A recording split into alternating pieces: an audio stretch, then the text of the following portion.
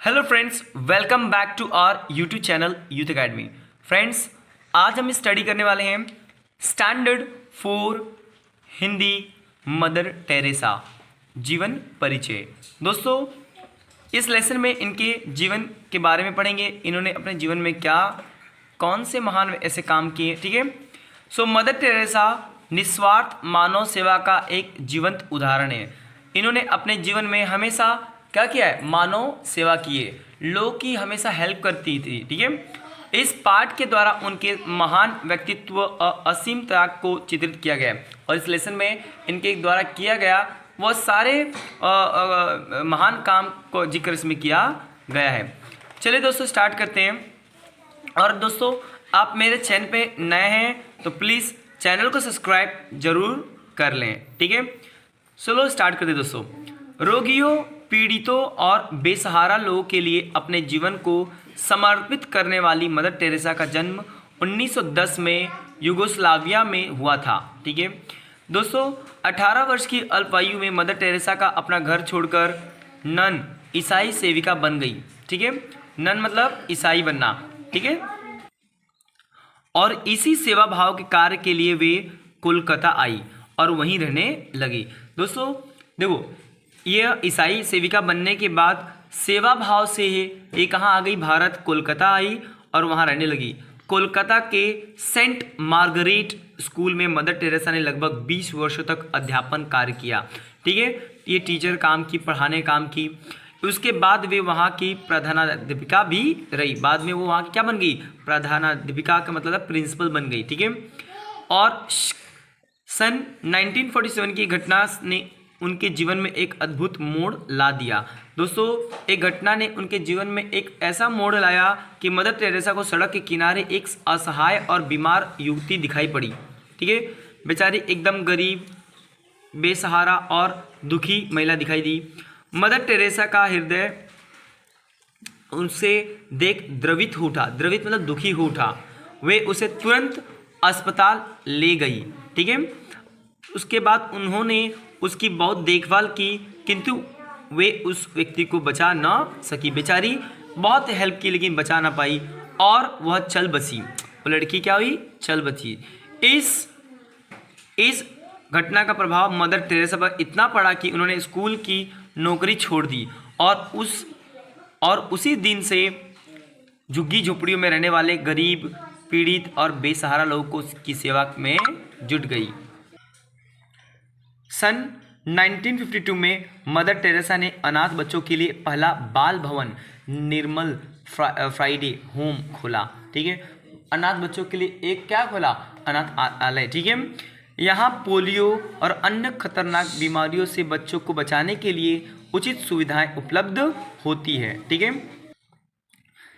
सन 1957 में आसनसोल में कुष्ठ रोग से पीड़ित लोगों के लिए एक कुष्ठ आश्रम शांति नगर भी मदर टेरेसा के प्रयासों से खोला गया। एक ऐसा कुष्ठ रोग का मतलब ऐसा रोग जो जल्दी ठीक होता नहीं है, ऐसे मरीजों के लिए भी इन्होंने क्या खोला? अनाथालय खोला। ठीक है। और वहाँ पे इन्होंने क्या किया? उनको रखा।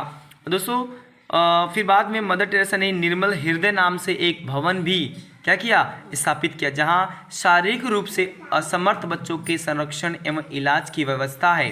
ठीक है। जैसे कि वह बच्चे जिनके पास क्या हो, कुछ शरीर में कमजोरी हो, जैसे कि हाथ उनके नहीं हो, है ना, जिसे विकलांग कहते हैं हम लोग, डिसेबल कहते हैं, डिसेबल। ठीक है।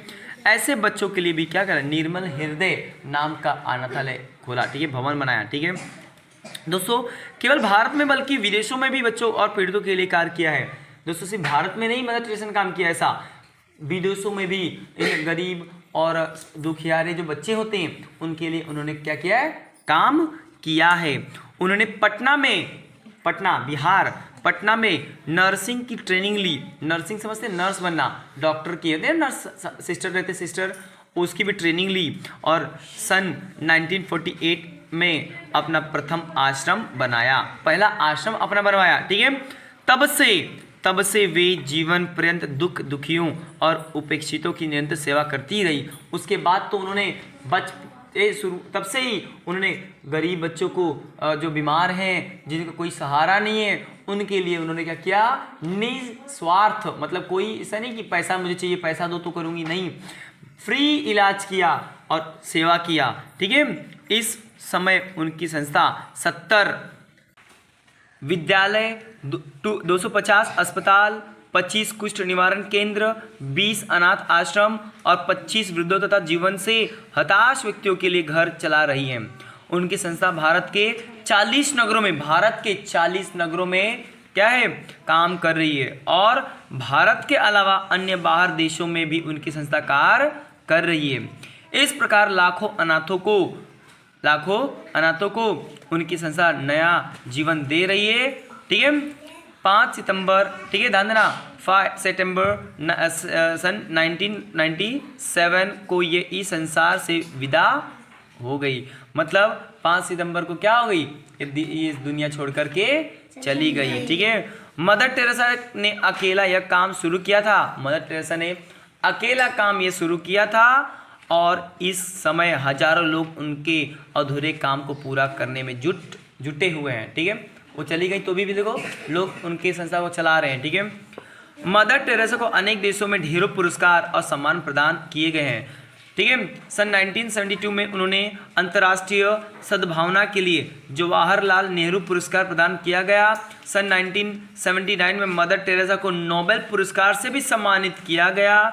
सन 1980 में उन्हें भारत सरकार द्वारा भारत रत्न की उपाधि से भी सम्मानित किया गया। ये इसका सबसे बड़ा क्या है, अवार्ड है। ठीक है, भारत रत्न सबको नहीं मिलता है। पुरस्कार में मिलने वाली संपूर्ण राशि उन्होंने अनाथ, बेसहारा बच्चों और पीड़ितों की सेवा में लगा दी। दोस्तों, उन्होंने जो भी पैसा मिलता था ये सारे पैसे अनाथ बच्चों की सेवा में लगा दी थी। ठीक है, मदर टेरेसा के लिए हिंदू, मुस्लिम, ईसाई, सिख, बौद्ध, जैन सब बराबर थे। उनकी संस्था में आने के लिए धर्म, जाति, उम्र आदि की कोई बाधा नहीं। उनकी संस्था में सभी का स्वागत है। उनका एकमात्र धर्म मानव मात्र की सेवा करना रहा है। जो लोग उनके पास आए जीने के लिए नए साहस और उत्साह से भर गए। मदर टेरेसा लोगों से कहा करती थी, मेरे पास दौलत की कमी हो सकती है पर प्यार की नहीं। मेरे पास दौलत की कमी हो सकती है, प्यार की कमी नहीं। और प्यार जीने का बहुत बड़ा सहारा है। प्यार जीने का बहुत बड़ा सहारा है। यदि किसी व्यक्ति को प्यार मिल जाता है तो उसमें खुद ब खुद जीने की चाह जग जाती है। तो दोस्तों, उसमें खुद ब खुद जीने की राह जग जाती है। तो इसका मतलब है कि मदर टेरेसा ने अपने जीवन में हमेशा गरीब, सहारा, बेसहारा को क्या किया है, सपोर्ट किया है, हेल्प की है। ठीक है दोस्तों, अगर दोस्तों आपको ये वीडियो अच्छी लगी तो प्लीज़ मेरे चैनल को सब्सक्राइब जरूर कर लें, क्योंकि मैं इसी तरह का educational and informative video upload करते रहता हूँ। सो दोस्तों, मिलते हैं नेक्स्ट वीडियो में। तब तक के लिए take care and good bye.